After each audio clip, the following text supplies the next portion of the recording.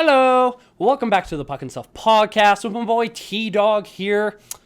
It's actually a little bit brighter. Have you noticed that? A little bit. I think the sun's out, but you should probably put the top on your roof, eh? Yeah, I think it's getting a little bit bright here. But anyways, I guess we'll deal with it. You guys just saw us do the top 10 goalies in the top 10 series. We wrapped that up, and hockey season is right around the corner. Let's go! Let's go! And you know what? We thought we would do something a little bit fun here. We're going to start off with the East. We're going to do standing predictions. So basically, we go through Metro, Atlantic, Central, and Pacific, and we basically tell you what we think the potential standings could be for each division. Today, we got the Metro. It should be fun. Let's get into it. And also, just do this right now. We're doing another tier list of it. Why not, right? Because it works so well and it's easy, right? T-Dog, shall we start at number 8, unless you have anything to say? Yeah, for sure. Well, I was going to say one thing. Well, will we be right? Will we be wrong? Let us know in the comments. But hey, I guess a man could, Oh, right. Hey, what the hell do we have an NFL jersey doing in here? All right, we don't have enough Metro jersey. A man can dream! A man can dream. Yeah, so, T-Dog, I'll let you do the honors. Who is number 8? Okay, so, my number 8, team that's probably the greatest team to ever face any other team in the entire National Hockey League. All right, I'm The interested. New York, no, it's the Philadelphia Flyers. All right. I feel like yours is going to be the same too because it's the Philadelphia Flyers. Yeah. Let me just pretty much explain here. They're trying to go for Connor Bedard. This guy is kind of good at hockey. Even Kinda. if they don't get Connor Bedard, they get Matvei Mishkov, who's pretty good at hockey. So why not tank? But no, honestly, okay, so Philadelphia, still injury problems. Still haven't even got Ryan Ellis. How many games did Ryan Ellis even play with them? I think less than 10. Probably about 15. So that's something to think about. But it's a complete rebuild. The fans are absolutely wanting Chuck Fletcher's head. Yeah, It's pretty funny. it is. And Just a tad, especially since all the Flyers fans were like, "Yeah, we're getting Johnny Hockey." Yeah, I know you're not. You never did. So, but ultimately, yeah, and I think there's some problems. I think Carter Hart will eventually come back because I know he has some injury problems too. But it's just there's a curse right now in Philadelphia, and it sucks. I feel bad for the Flyers fans in all honesty because I mean they have decent pieces. But, I mean, at what point, maybe, if you're tanking for Bedard, do you want to eventually, at this season, try and trade a contract for Ivan Provorov or Konechny? Some players, I think, that have some value. I guess it just depends, right, on what the team's vision is, and do they think some of these players can be a part of that rebuild? Oh, you know what? I'm in the same boat. I do have Philadelphia at number 8, and they should have went for Cale Makar instead of Nolan Patrick. I'm just saying. I'm just throwing it out there. There was a lot of talk because there was a lot of scouts pissed at the Philadelphia organization for choosing Nolan Patrick over Cale Makar. And obviously that kind of proves it after what happened with Cale Makar this year. Norris winner and also Stanley Cup champion. But yeah, this team is going into a complete rebuild. I kind of noticed that, obviously because of their terrible season they had. But as soon as Claude Giroux left, and now he's a Senator, it kind of proved it even more like, yeah, this team's going to a rebuild. But hey, they got hopefully a really good potential goaltender in Carter Hart. I really liked what Carter Hart did in the juniors. He obviously hasn't shown that in the NHL yet, but I still have faith in him. He's still young and could potentially break out. Who knows? Even this year would be even shocking. But overall, this team it's a real mess, and they do have to kind of tear it apart a little bit to fix it. And this is probably your best year because Connor Bedard, man. No, exactly, Connor Bedard right? is your start. And yeah, I totally agree with that. So my number 7 here is a team that didn't do a whole lot in free agency. And this might bite them in the ass really hard for this. And it's the New York Islanders. Nothing against them because we talked. No, I'm sorry. I'm laughing because, like you said, nothing. And literally nothing. They were in the talks of Gaudreau, and then that never happened. You let your division rival Columbus pick them up instead. And you know what? You got Sorokin. You still have Mark Barzal. You got those pieces that could make a big difference. But just in the division that you guys are in, and I thought Columbus was going to be here, but since they required Gaudreau and they re-signed Laine, they look a little bit better. So The Islanders, I put them at 7-2, and yeah, I really think they need to trade a lot of their age for speed. I really think Lamoriello not doing too much in the offseason is going to bite him in the butt a little bit. Then they do have some good pieces, right? In Barzal, and Anders Lee, and the defenseman in Adam Pelech, Ryan Pollock, and of course Ilya Sorokin, who really is a damn good goaltender. yeah, like the pieces are there. 100%. And I don't want to be that guy, but I mean, I kind of agree with a lot of the people who say this. I think Lamoriello's kind of style's a little outdated.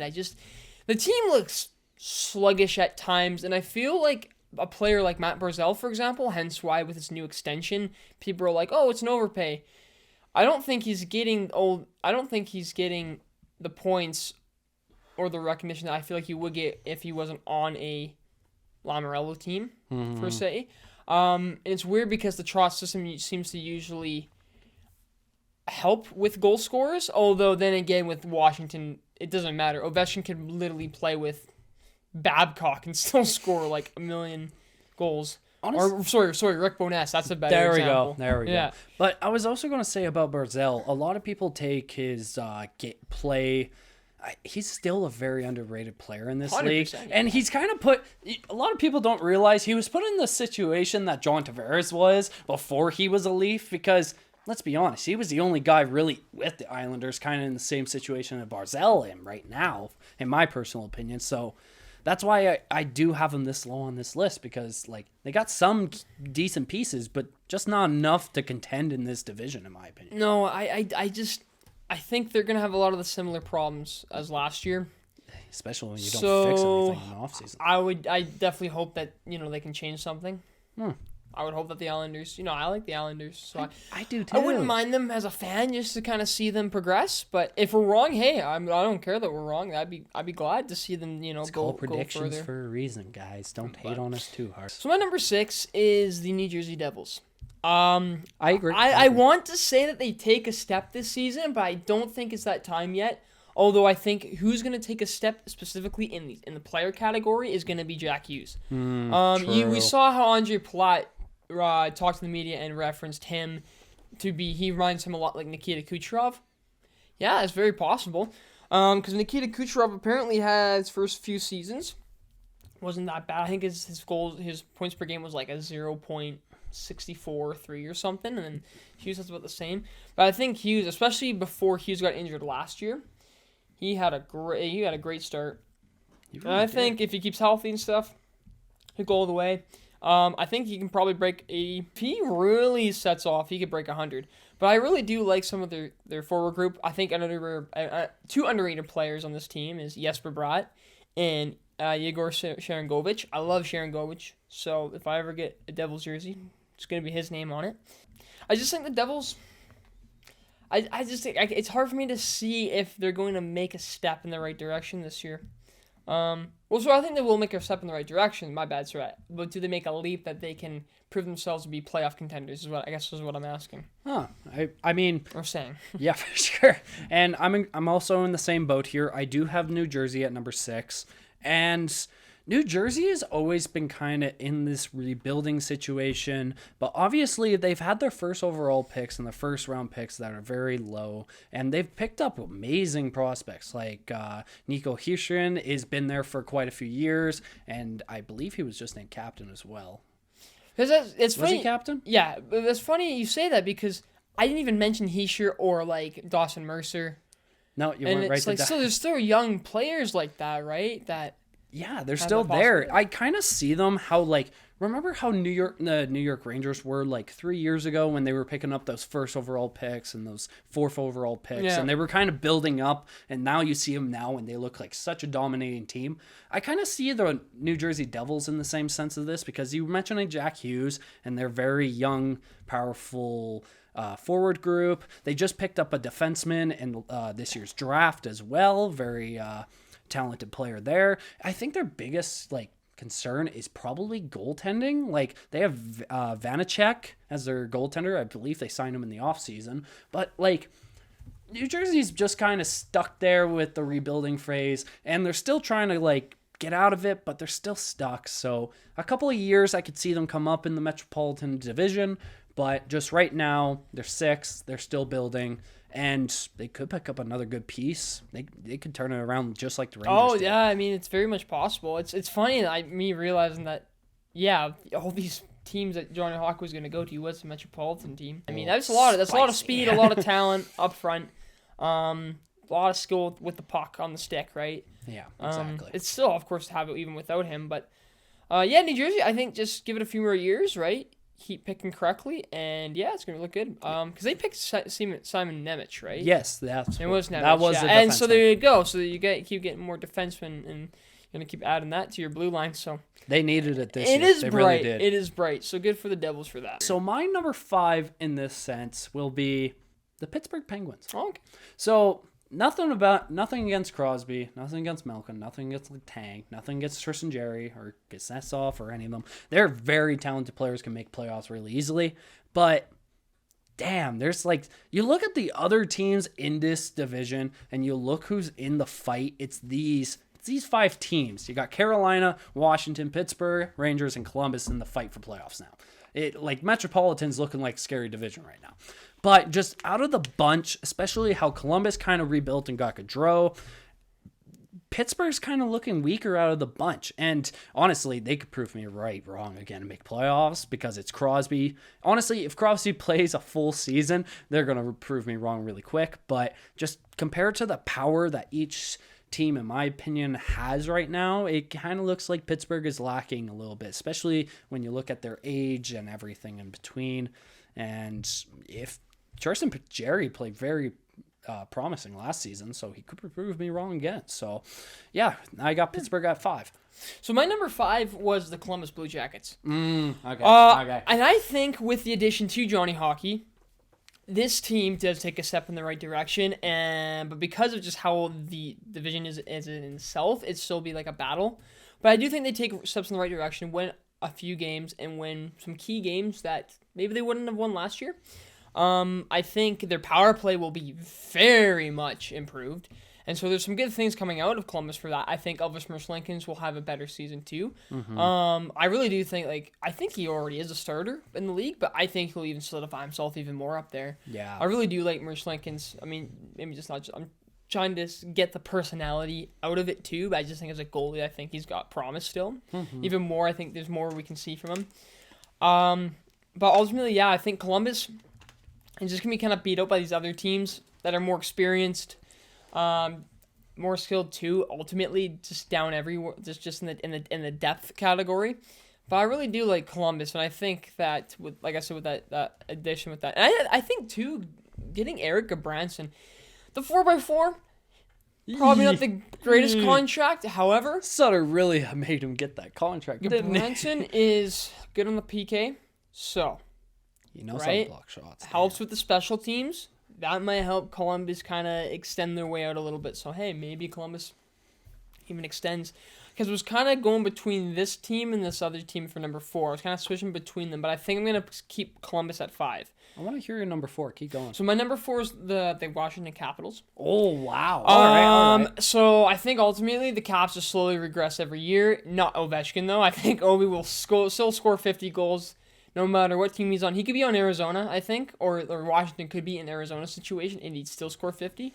I think with the Caps, just a bit of regress, especially if you lose Backstrom completely, get him late. Of course, you still have your back end. I really do like Faravari. You still have Carlson. But the Caps, it's just the older they get, they don't have too many young players. Although with your goaltending, that's going to definitely change a lot. Darcy Kemper, I think. man. And so getting Kemper, like you said, yeah, exactly. And that's kind of why I'm like, man, Washington could kind of pull out. And I think if they make the playoffs, they're a wild card team, I'll be honest here. Mm-hmm. But yeah, just between, I don't know. I feel like Columbus could have an outstanding season. I think it all honestly just depends. Maybe if one of these teams has a hot streak for a week or two, and the other team kind of regresses for about that, then maybe you kind of switch around. But, I'll kind of keep it as that, and I think the Capitals will be 4th in the division this year. You know what? The more I think about it, I think I messed up. I'm actually going to switch mine. I agree with you. Columbus is going to be 5th in the division, but I'm actually going to put Pittsburgh 4th. Okay. I still put actually Pittsburgh 4th because how I look at it right now is I kind of see Pittsburgh and Washington have always gone back and forth with me. Yeah, because very it's much so. Crosby and Ovechkin. Basically, which one is going to be healthy enough throughout the season will basically determine goes higher in standings here. Yeah. And right now, I see Washington as kind of a more contender right now, of more pushing towards it than Pittsburgh. Oh, yeah. And that's why I have Pittsburgh at 4, but I won't talk about Washington. We'll go to 3. So I'll let you jump to number 3. So my 3, like you were saying with the Penguins, my 3 is Pittsburgh. So we kind of switched it there a little bit. But you and I switched. So for me with Pittsburgh, and I think the key, and I mean, it's like any team, of course, it's the key, but specifically this team, I really think it is. It's just staying healthy, right? Because this team is still strong with the center depth. Jeff Carter, Evgeny Malkin, Sidney Crosby. And even, of course, some of their, and they have great wingers. Not gonna But lie, it's ultimately, not too, with the goaltending as well, and Tristan Jarry, like, he's really much proved himself to be, like, a start, well, not just a starter, sorry, but a prime goaltender with exceptional status. And ultimately, I think the Penguins can just take their experience and everything and their skill and, you know, take themselves to I think another playoff run. But again, I think it has to be, it only happens if your key components stay healthy. Honestly, Right? Yeah, we can see now that Gensel can play without Crosby, but if Gensel gets injured, right, like you probably lose 30 goals. He's off worth, of Gensel. in my opinion, Gensel's worth every dollar he was paid this year. Oh, This year. 100%. Every 100%. penny. I got nothing like bad against Gensel here for sure. My number 3 in the division was Washington. Okay. And just based on how Washington kind of did in their offseason, and Pittsburgh didn't do a whole lot of crazy changes in their offseason, what I've seen. And I think the biggest thing for me was the goaltending change for Washington that made me push them a little bit higher in this division because Darcy Kemper just came off of a cup. He shown through all of last offseason why he kind of deserved that pay raise, and I respect it. And he goes to a caliber team that still has Ovi, that will drop 50 goals a season, and you still have TJ Oshie. The loss of Backstrom really does hurt them, but you still have Kuznetsov. And it's kind of a gamble between the two because these two have been back and forth through this division for the last decade since Crosby and Ovi both joined. So it's really hard to just kind of go back and forth. But also when I look at their defense, I think Washington just beats Pittsburgh defensively, mostly just because of Jordan Carlson. And that's why I kind of have to put Washington there. Hold on, defense-wise, is Carlson better than Letang? I think we just did defense, but I don't remember how we put it on our tier list. We put Carlson like 4th. We put Carlson in the top 5, and we put like Tang in like 8th. Oh, yeah. Well, Carlson very much is underrated, but I think Carlson is the better defenseman than like Tang, though. I agree with you on that. I actually, now that you say that, I do actually agree that Pittsburgh and Washington are in a similar situation. I didn't really think of it that well. Yeah, both. Because maybe it's just more Pittsburgh-esque, and I think it's because of just the Crosby factor in general. Yeah. Because the Caps are just, like, you always expect them to kind of just be there. Always, like, they're never going to go away, it seems like, right? Especially since Ovi's not, and his goal-scoring ability is not going away. No. But true, right? Like, Kemper, and I, you know, some people think that Kemper isn't as elite as maybe, like, the cup ring shows, but I think that Kemper, there's a reason. I mean, every player on that ice is a reason why they won a Stanley Cup. So exactly, it starts with the goaltender. 100%. So I could really help Washington. Exactly.